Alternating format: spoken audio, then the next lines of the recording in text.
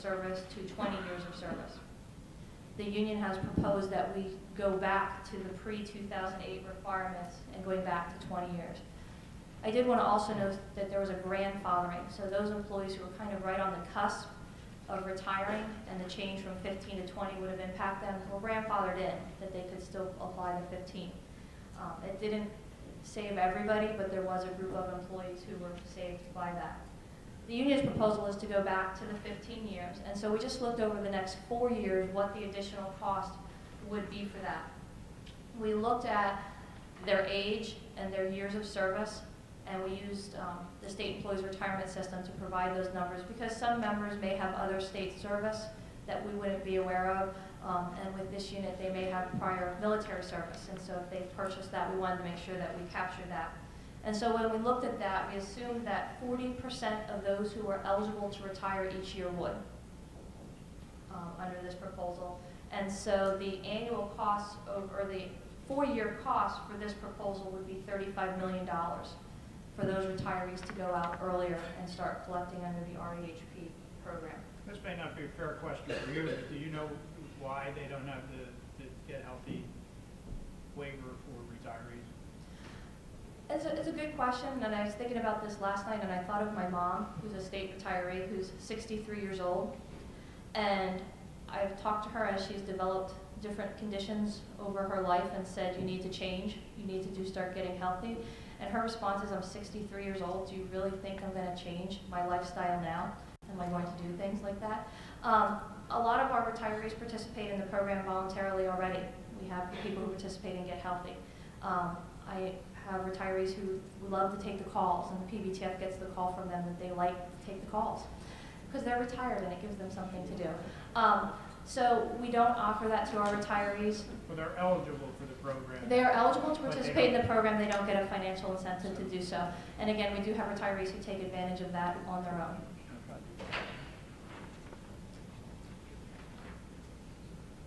So if I'm a retiree, I can voluntarily enroll? Yeah, you can call up Optum, you can participate in the disease management program, you can take the health programs. I would say stress management, but I don't know if retirees really have that much stress. I think as an active employee, I get more stress now that my mom's retired than the stress that's in her life. But you can enroll in those programs, so you can call up. And they receive information in the annual open enrollment newsletter, so they receive information from the vendor about that. It's also important to understand that a large percentage of our retirees are Medicare eligible, so they're over 65. Those members get a lot of disease management and care management programs through the vendors as well. So they can call up, for example, Highmark, and they can get a lot of programs through them. We have silver sneaker programs and things like that. So there's a lot of programs for retirees to take advantage of, and they do. The last proposal that we just wanted to respond to is the union has requested to increase life insurance.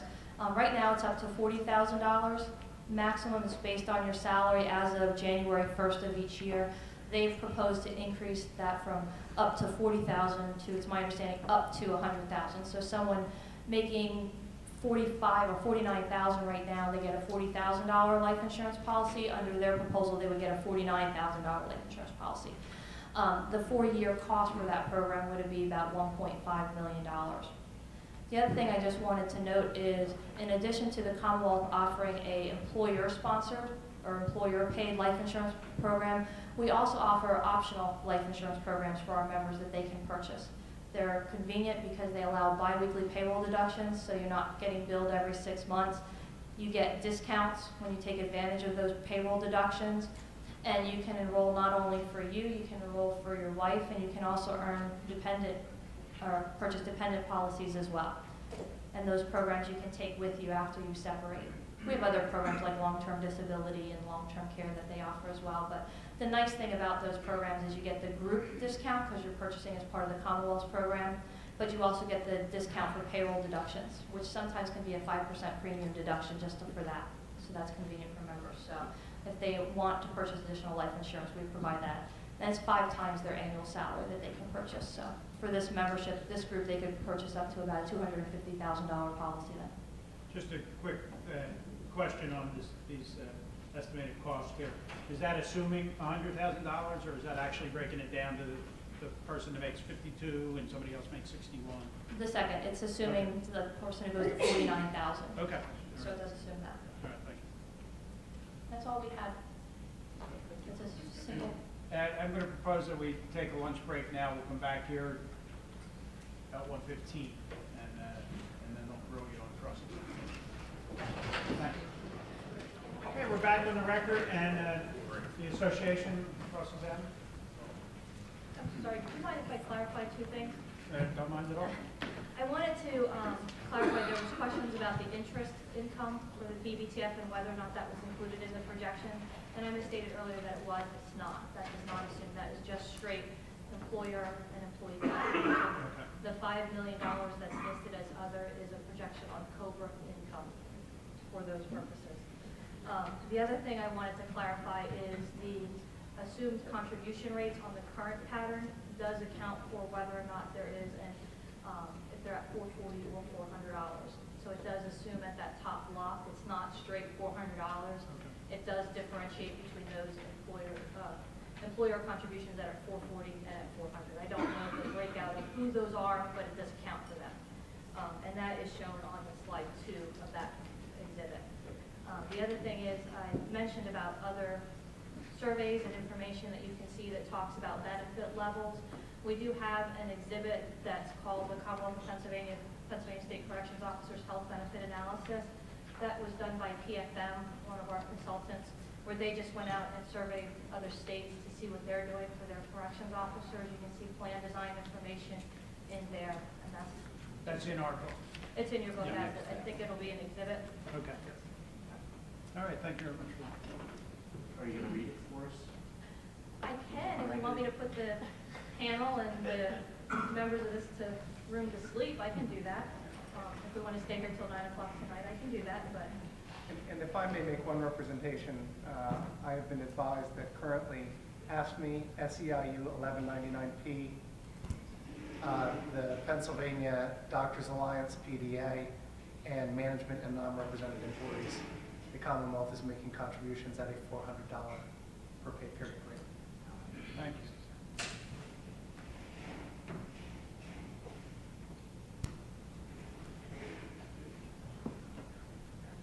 And the SEIU unit, that's based upon Kara's testimony, about 1,500 people.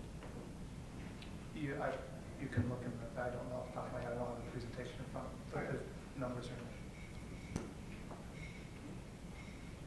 Good afternoon. Ms. Long, my name is Attorney Todd Egan, and I'm one of the attorneys for PSCOA. I'm going to ask you some questions this afternoon. If you don't understand or want me to clarify, just ask me to do so, and I'd be happy to. Do you understand that? Yes. Okay. If I do hear a response, I'm just going to assume that you understand exactly what I'm asking you, and I won't try to rephrase it. Okay? Okay. All right.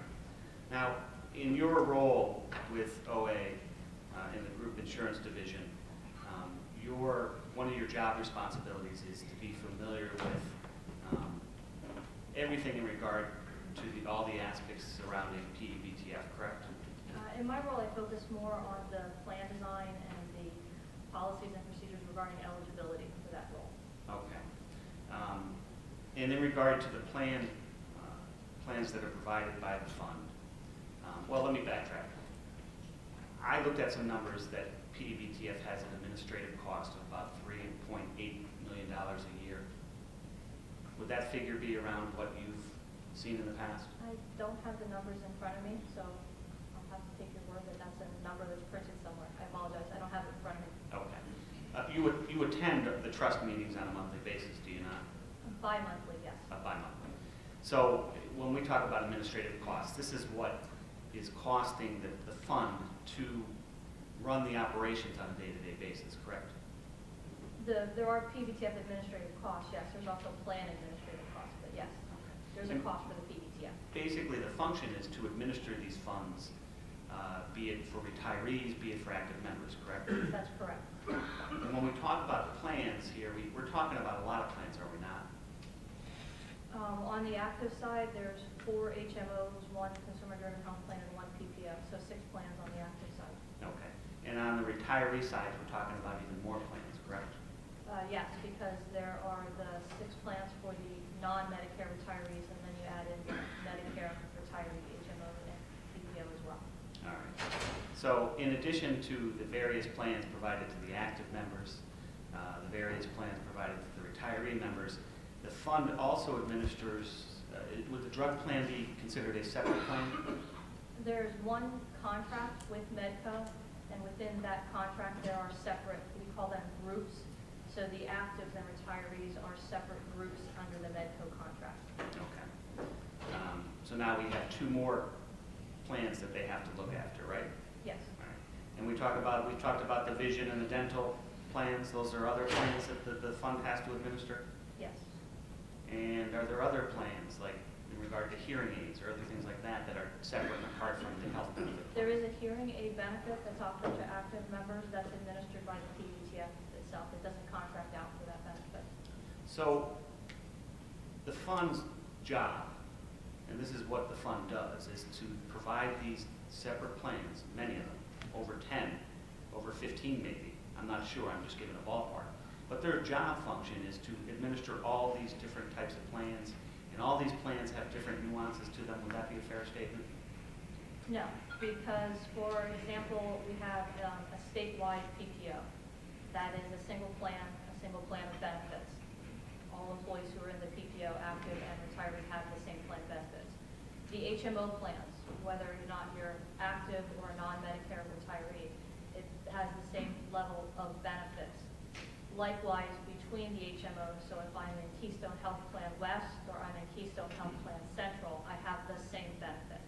The contract may be with a different carrier, but the plan of benefits is the same. It's a uniform plan of benefits. If I'm a retiree that retired before July 1st of 2004, do I get the same benefits as an active member? There is a slight difference on the PPO out-of-network benefit. If I'm a Medicare eligible individual, do I get the same benefits as a non-Medicare eligible person? No, there are slight differences in those contracts. There were different carriers as well. Okay. So it would be fair to say at least that there is not one single plan of benefits for all of the members of the fund. For the active members, there is. There are some slight nuances within the contracts for differences. Yes, there are. All right. Well, if I'm an active member that's getting an HMO, do I have the same plan of benefits as an active member in the PPO? The only difference is the PPO provides an out-of-network benefit from the active, But there is a or difference. from the HMO. There is a difference. In the general design of an HMO versus a PPO, an HMO doesn't have an out-of-network benefit, but when you're looking at co-payments, it's $15 if I'm in the HMO or the PPO. If I'm looking at hospitalizations, it's the same if I'm in the HMO or the PPO. The HMO does not provide an out-of-network benefit that's counter-suited to what an HMO is called. Okay. But clearly, if I'm a person that's receiving benefits under the HMO plan versus a person that's receiving benefits under the PPO plan, they're administered differently. I have to look at those 2 individuals differently, correct? I'm not sure that I understand. If you're talking about as a participant and making a decision between the plans, Right. the employee needs to decide whether or not they want to use the HMO or the PPO, the difference being the out-of-network benefit that the PPO provides that the HMO does not. But if you're looking at co-payments, you're looking at the same plan. So a member or an employee would choose a plan that best meets his needs, but the basic plan design is the same. So when a claim comes into the fund, Well, the fund doesn't pay the claims, the vendors do. when a claim comes into the vendor has to determine what plan of benefits he's under, whether he's in the HMO, whether he's under the PPO, whether he's a retiree, whether he's a Medicare eligible retiree, a Medicare eligible retiree, and then say, okay, what do I do with this claim at this point in time? You have to put them in a category, do you not? Correct. All right. So in this particular case, and I don't know if you're familiar with it, PSCOA is providing or proposing that the plan of benefits in regard to their members are frozen at current levels. Are you familiar with that proposal? Yeah. Okay. So as we stand right now, we have many plans out there, is that correct? Yes, we have different And plans. the fund gets, from what I looked at, $3.8 million to figure out who's in what plan and to have the vendor pay those claims. Is that